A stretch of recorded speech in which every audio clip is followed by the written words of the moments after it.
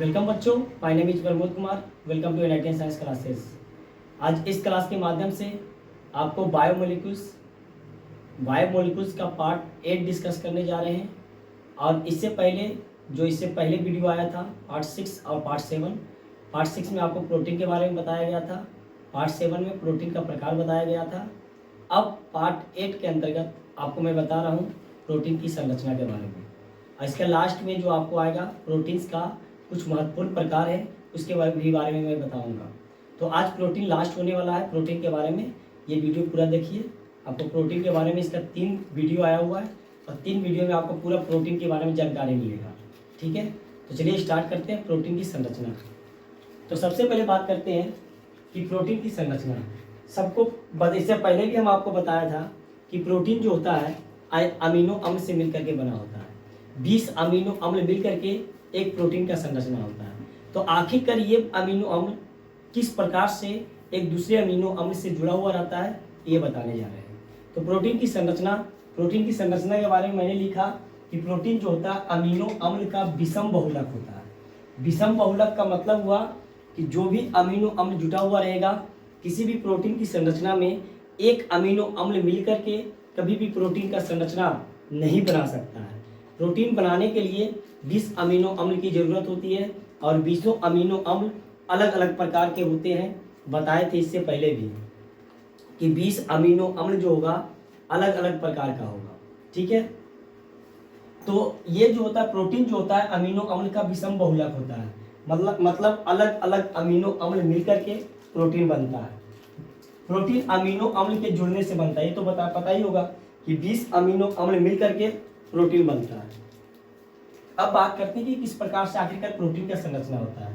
जैसे मान लिया जाए कि मेरे पास ये अमीनो अम्ल है, ये है आर्जिनिन अमीनो अम्ल, और ये आर्जिनिन अमीनो अम्ल पेप्टाइड बंध से जुटा हुआ रहेगा। बताए थे इससे पहले कि 2 अमीनो अम्ल एक बंध से जुड़ा हुआ रहता है, उस बंध को हम लोग बोलते हैं एमाइड बंध या पेप्टाइड बंध बोलते हैं। तो ये है एमाइड बंध या पेप्टाइड बंध। ये एक अमीनो अम्ल है आर्जिनिन। ठीक है, दूसरा अमीनो अम्ल हमें यहाँ पे एक दूसरा जोड़ दिए ल्यूसिन, LEU ल्यूसिन। उसके बाद तीसरा अमीनो अम्ल जोड़ दिए हम लोग लाइसिन, LYS, और चौथा अमीनो अम्ल जोड़ दिए प्रोलीन। इस प्रकार से 20 अमीनो अम्ल पेप्टाइड बंध के द्वारा जुड़ा हुआ रहता है। पेप्टाइड बंध या एमाइड बंध के द्वारा जुड़ा हुआ रहता है। तो इस प्रकार से 20 अमीनो अम्ल जुट करके एक प्रोटीन का संरचना बनाता। अब यहाँ पे विषम बहुलक के बारे में मैं बताया था कि ये सभी अमीनो अम्ल अलग अलग होता है, एक प्रकार का अमीनो अम्ल नहीं रहता। 20 अलग अलग प्रकार का अमीनो अम्ल मिलेगा पॉलीपेप्टाइड बंध के थ्रू, तब एक प्रोटीन का निर्माण होता है। क्लियर है बात। अब बात करते हैं कि संरचना के आधार पर प्रोटीन को 4 भागों में बांटा गया है। पहला भाग है प्राथमिक संरचना, दूसरा भाग है द्वितीयक संरचना, तीसरा भाग है तृतीयक संरचना और चौथा भाग है चतुष्क संरचना। तो ये सब डिटेल से एक एक करके हम लोग समझेंगे कि प्राथमिक संरचना क्या होता है, द्वितीयक संरचना क्या होता है, तृतीयक संरचना क्या होता है और चतुष्क संरचना क्या होता है। तो इसके बारे में पूरा डिटेल हम लोग समझते हैं। आप लोग स्क्रीनशॉट ले लें इसको। तो हम लोग बात करते हैं प्रोटीन की संरचना का प्रकार। पहला प्रकार है प्राथमिक संरचना। प्राथमिक संरचना में प्रोटीन में जो अमीनो अम्ल होता है ना, जो अमीनो अम्ल, वो उस अमीनो अम्ल का क्रम, मतलब कौन सा अमीनो अम्ल कहाँ पे लगा हुआ है, मतलब क्रम, स्थान, किस स्थान पे है, पहला स्थान में कौन सा अमीनो अम्ल है, दूसरा या तीसरा स्थान पे कौन सा अमीनो अम्ल है, या अन्य अमीनो अम्ल के बारे में वो जानकारी देता है। फिर से बोल रहे हैं, कोई भी प्रोटीन जो बनता है वो अमीनो अम्ल से बनता है, 20 अमीनो अम्ल से। तो प्राथमिक जो संरचना रहता है वो उस संरचना में कौन सा अमीनो अम्ल किस स्थान पे है, पहला स्थान पे कौन सा अमीनो अम्ल लगा हुआ है, दूसरा स्थान पे कौन सा अमीनो अम्ल लगा हुआ है, तीसरा स्थान पे कौन सा अमीनो अम्ल लगा हुआ है, या अन्य अमीनो अम्ल कहाँ कहाँ पे लगा हुआ है, ये कौन बताता है, ये प्राथमिक संरचना बताता है। क्लियर है बात। उसके बाद हम बात करते हैं कि अमीनो अम्ल में याद रखना है कि अमीनो अम्ल का हम बताए थे आप लोगों को संरचना, याद होगा। तो अब अमीनो अम्ल का जो संरचना होता है कुछ इस प्रकार से होता है।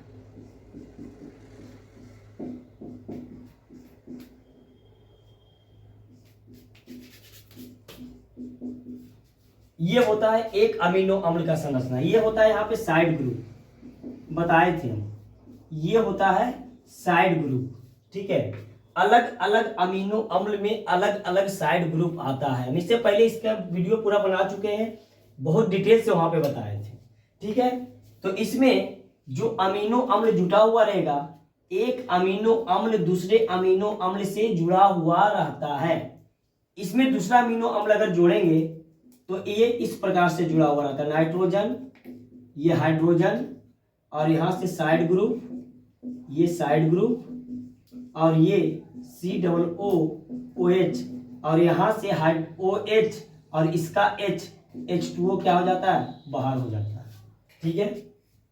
ध्यान से समझना है, हम क्या कर रहे हैं कि दो अमीनो अम्ल को हम लोग क्या किए, जोड़ दिए, ठीक है।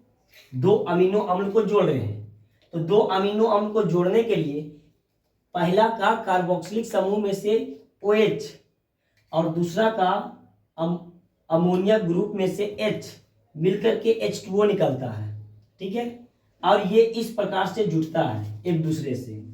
तो याद रखना है कि प्राथमिक संरचना इसका स्थान क्रम के साथ साथ ये भी बताता है कि जो अमीनो अम्ल का जो जुड़ाव है, जो जुटा हुआ है, इसमें जो लेफ्ट साइड है वो लेफ्ट साइड में क्या जुड़ा हुआ रहता है। तो इसको हम लोग लेफ्ट साइड को बोलते हैं N ग्रुप या नाइट्रोजन समूह जुड़ा हुआ रहता है, और जो अंतिम अमीनो अम्ल रहता है उसमें कार्बोक्सिलिक समूह जुड़ा हुआ रहता है, समूह जुड़ा हुआ रहता है। याद रखना है, फिर से हम बोल रहे हैं, याद रखना है कि मेरे पास 20 अमीनो अम्ल है। एक अमीनो अम्ल दूसरा अमीनो अम्ल से जुटा, दूसरा तीसरा से जुटा, तीसरा चौथा से जुटा, चौथा अमीनो अम्ल पांचवा से जुटा। इसी तरीके से 20 अमीनो अम्ल जुड़ा हुआ रहता है, क्लियर है। तो एक अमीनो अम्ल में जो नाइट्रोजन समूह रहता है, जैसे ये समूह तो सबसे पहले स्थान पे रहेगा। किसी भी अमीनो अम्ल का जो NH2 ग्रुप रहता है वो तो पहले स्थान पे रहेगा, ये किसी से अभिक्रिया नहीं करेगा, और लास्ट में इस तरीके से जुड़ते लास्ट में क्या बचेगा, कार्बोक्सिलिक समूह बचेगा। तो याद रखना है कि अमीनो अम्ल 20 अमीनो अम्ल मिलाकर के प्रोटीन बनता है, और प्रोटीन में जो पहला लेफ्ट साइड में जो ग्रुप रहता है, फ्री जो ग्रुप रहता है वो N ग्रुप रहता है, या N समूह हम लोग बोलते हैं। और जो लास्ट में जो राइट ग्रुप में जो समूह जुटा हुआ रहता है, जो फ्री रहता है, पूरी तरीके से किसी से जुड़ा हुआ नहीं रहता है, इसको हम लोग बोलते हैं कार्बोक्सिलिक समूह बोला जाता है। तो ये है प्राथमिक संरचना। प्राथमिक संरचना में याद रखना है कि प्राथमिक संरचना, प्रोटीन का प्राथमिक संरचना यह बताता है कि अमीनो अम्ल किस स्थान पे है, उसका क्रम क्या है, पहला अमीनो अम्ल क्या जुड़ा हुआ है, दूसरा अमीनो अम्ल क्या जुड़ा हुआ है, या अन्य अमीनो अम्ल क्या जुड़ा हुआ है, ये बताता है प्राथमिक संरचना। और इसका दूसरा पॉइंट, जब प्रोटीन का निर्माण हो जाता है 20 अमीनो अम्ल से, तो इसमें पहला जो अमीनो अम्ल में जो जुड़ा हुआ रहता है नाइट्रोजन समूह, लेफ्ट साइड में नाइट्रोजन ग्रुप और राइट साइड में कार्बोक्सिलिक ग्रुप फ्री रहता है, मुक्त अवस्था में पाया जाता है, किसी से अभिक्रिया नहीं करता है, क्लियर है। इसी को हम लोग बोलते हैं प्राथमिक संरचना बोला जाता है।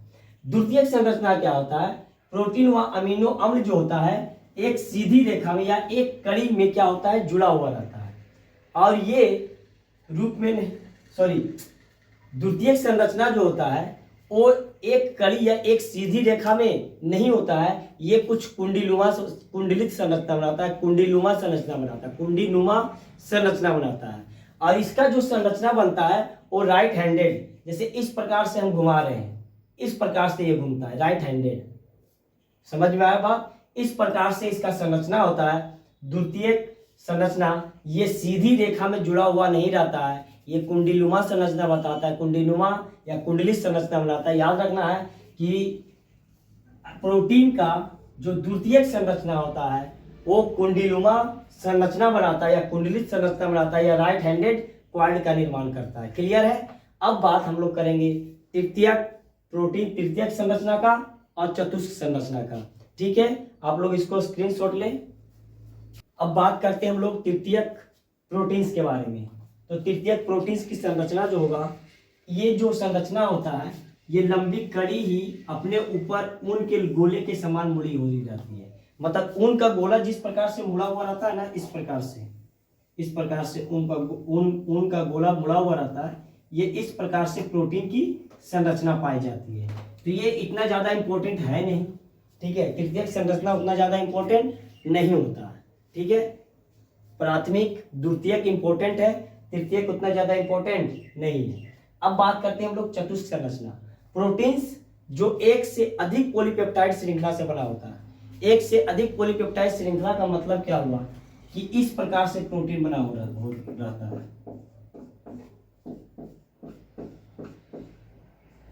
इसमें पॉलीपेप्टाइड श्रृंखला दो पॉलीपेप्टाइड श्रृंखला से बना हुआ है।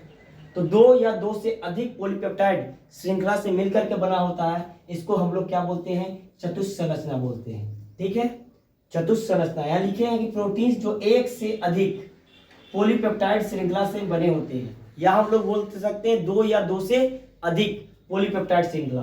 तो एक पॉलीपेप्टाइड श्रृंखला ये हो गया और एक पॉलीपेप्टाइड श्रृंखला ये हो गया। तो इस प्रकार के प्रोटीन्स पाए जाते हैं। अब बात करते हैं कि चतुष्क संरचना के प्रोटीन जो होता है मल्टीमेरिक होते हैं। मल्टीमेरिक का मतलब क्या हुआ कि दो या दो से अधिक, हम बताए ना, मल्टी मतलब होता है एक से अधिक या दो से अधिक, तो मल्टीमेरिक होते हैं, अर्थात दो से अधिक पॉलीपेप्टाइड श्रृंखला से मिलकर बना होता है। मल्टीमेरिक उसे बोलते हैं जो दो या दो से अधिक श्रृंखला से बना होता है, उसको हम लोग मल्टीमेरिक बोला जाता है। ठीक है, जैसे हम लोग के शरीर में पाया जाता है हीमोग्लोबिन।